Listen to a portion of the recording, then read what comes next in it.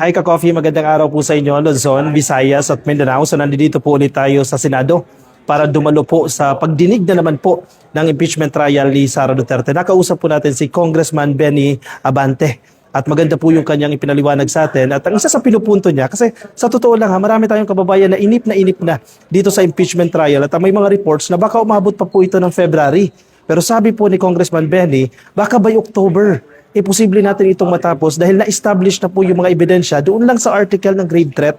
Malinaw na po yan, matibay na. Plus, ito pang another article, itong confidential funds, na-establish na po natin na nagkasala si Sara Duterte dito at hindi na kinakailangan pa sa tingin niya na tapusin pa itong pagdinig dahil na-establish na matibay ang ebidensya at pwede nang makonvict si Sara Duterte. Pakinggan natin yung naging panayam natin kay Congressman Benny Abante. Kung na-mention niyo po na sa grave threat article pa lang and then this time sa confidential funds, enough na yung evidence to convict Sara Duterte. Enough na Do you yan. still have to finish all the articles or are you planning to file a motion to stop that? Sa akin, hindi na kinakailangan. Sa akin, hindi na kinakailangan. I mean, the thing is, even this November, matatapos na yan. Tapos na eh. I mean, naibigay na ng prosecution team lahat ng mga ebidensya. Nailabas na eh. Alam na ng taong bayan yan eh. For example lang yung confidential fund. Hindi ba? Yung panahon ni former Chief Justice Corona, isa lang ang nagpa-impeach sa kanya. Alin? Sa alin? Sorry, yeah. Hindi ko pinag-uusapan yung sa alin, ha?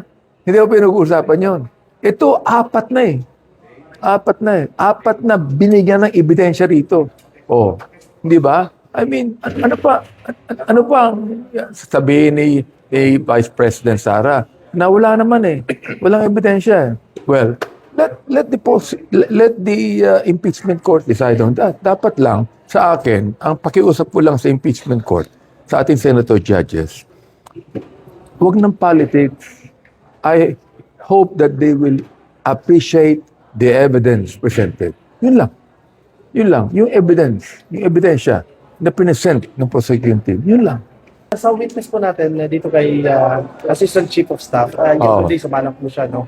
Ano po yung assessment ninyo sa mga responses niya sa mga tanong po ng council at the same time mga senator judges? No personal knowledge. Panay ang sagot niya, no personal knowledge. Pero ine-explain din naman niya kung paano ginagamit, di ba? Pero sinasabi niya palagi, no personal knowledge. Palagay ko, alam mo sa akin, hindi siya nagsasabi ng totoo. Nagsisinungaling pa din siya. I mean, bakit hindi niya sabihin yung katotohanan na alam niya?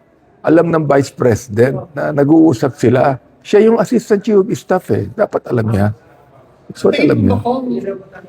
Rehearsed ito, pinag-usapan nila kung ano lang ang hangganan ng pwede nilang sabihin. May script yan. May script. Halatang-halata naman yung script nila eh. Mula kay Antonio, kay Gina Acosta. May script yan.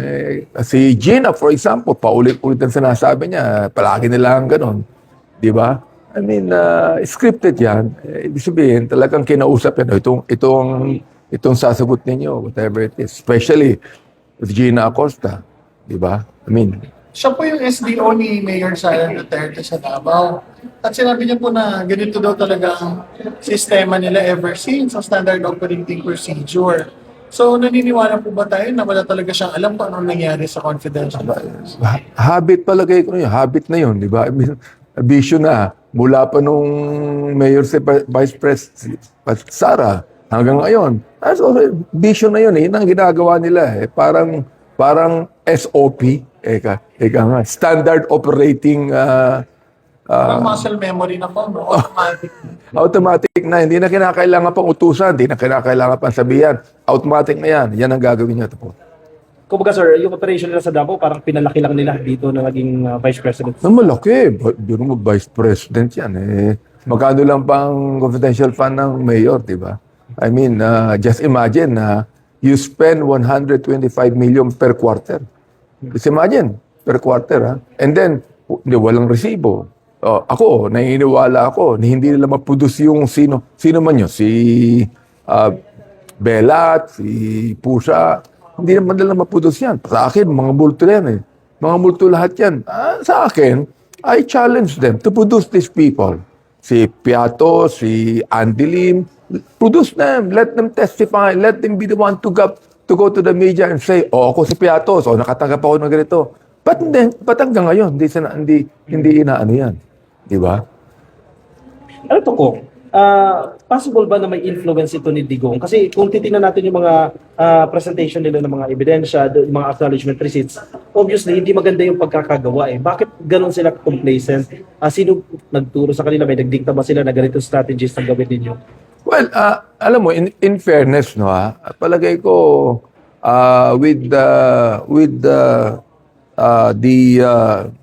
elderly Digong, na sinabi din niya na wala siya masyadong bilib. Siya mismo nagsabi na wala akong bilib sa anak ko. Di ba? Siya nagsabi niyan eh. So, maaari na na-influensyahan in a way, no? Pero palagay ko, that is the Vice President's personality. Kanya na yun. Kung magandang hapon. Sa gitna ng impeachment trial, ngayong araw kasi nag-post ngayon sa social media si Vice President Sara Duterte. Yes. At ang sinabi niya ngayon na ang mga miyembro ng Kongreso at prosecutor ay wala daw siyang nakikita ng mga katiping na ebidensya. At Na ano? sabi niya dapat during impeachment trial, hindi na daw dapat naghahanap ang prosecutor ng mga ebidensya. Mga fishing daw, fishing. Fishing expedition daw. Well, bakit? I endorse the fourth impeachment complaint. Nakita ko na tama yung sinasabi doon. Hindi naman ako siguro mag-endorse ng impeachment complaint. Hindi ko alam kung ano nangyayari. Nagkaroon kami ng Quadcom, nagkaroon kami ng Committee on Good Government, nakita namin ang mga sagot ng mga yan. They cannot deny this. Sabihin nila na, okay, paulit-ulit yung question kay Miss Gina Acosta, di ba? The thing is, when we were in the Committee on Good Government, we were investigating. Pero ito ngayon, impeachment proceeding to eh. She must answer the truth about that. Sinabi naman niya eh. Talagang sinabi niya, ito talagang sabi niya, na inutos ito ng Vice President. Sa akin lang ha, okay. For example, ako tatay sa bahay namin. Meron akong mayordoma. Alright? Pinagkakatiwalaan ko yung mayordoma ko. Okay? Siya lang ang may karapatan na mag-withdraw ng pera. Pera ng bahay namin. Sabi ko sa mayordoma ko, bigay mo yung lahat sa security guard, ha? Sa bahay mismo, ang security guard nasa labas, eh. Wala naman sa loob, eh. Ang security guard hindi kasama ron sa tinatawag na closely knit na mga loyal sa tatay ng tahanan.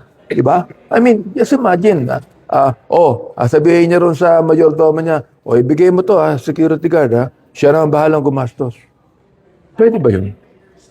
Ito, example lang to. Tahanan to. Pwede ba yun? Can you trust more the security guard outside rather than the one that is actually in your own home, inside your own home, taking care of your own children, taking care of your own home? Bantalang the security guard, at stood lang sa labas. He is taking care of the perimeter of the outside of the house. Pero yung mayordomo mismo, nasa loob ng bahayan. Paano kung yung security guard pala yung expert on the ground sa palengke? Alam mo, hindi ko maintindihan yun. Hindi ko yung maintindihan. So, kumpiyansa kayo na malakas ang ebidensya ng prosecutor. Malakas ang ebidensya. I mean, alam mo, sabi ko lang, yun lang betrayal in public trust, yun lang pagmumura ng ating Vice President, yung talagang pilantik ng kanya pagmumura.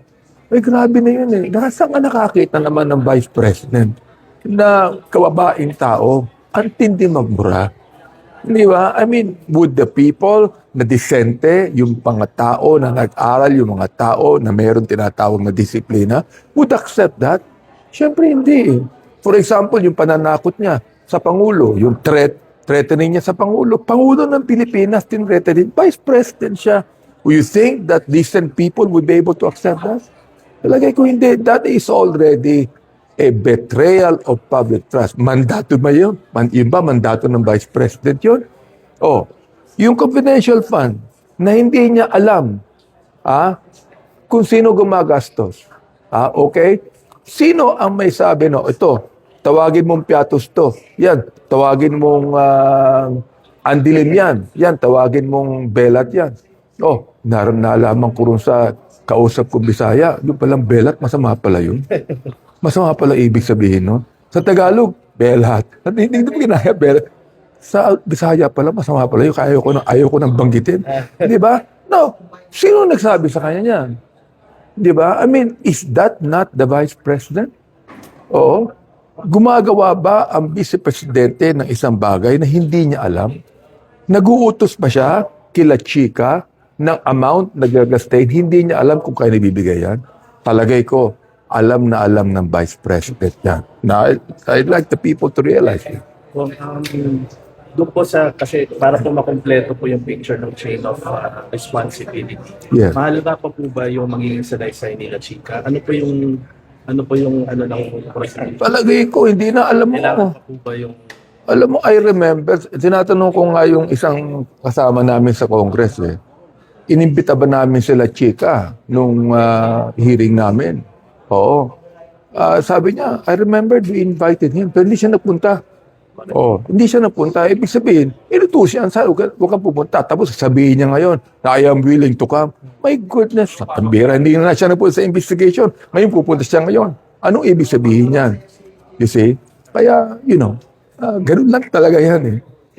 Tingin niyo po, ano kaya sasabihin niyo sa akin pupunta siya? Ha? Kung sa akin po si Lakita, ito kaya pwede niya sabihin. Well, alam mo, ulitin lang niya yung sinabi ni Miss Gina Acosta.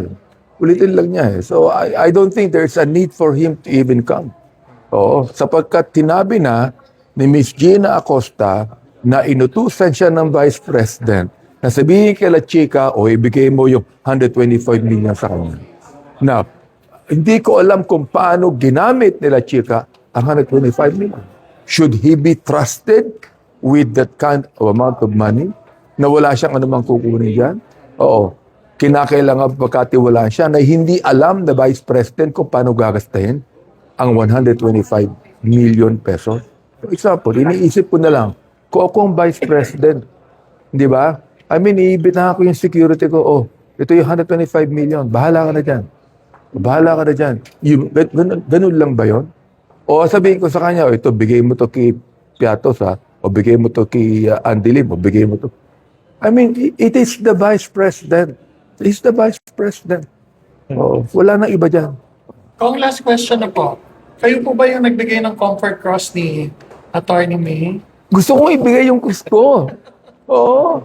Mira. Mas effective to. Alam mo kung bakit nakalagay Jesus saves? Mas effective yan. Oo, sapagkat ang Panginoong Jesucristo talaga nagliligtas. Mas effective to. Oo. Magaling yung media. Nakita kagad yung cross, di ba? Nakita kagad yung cross. Sabi ko, mas effective to. Bibigay ko nga sana eh.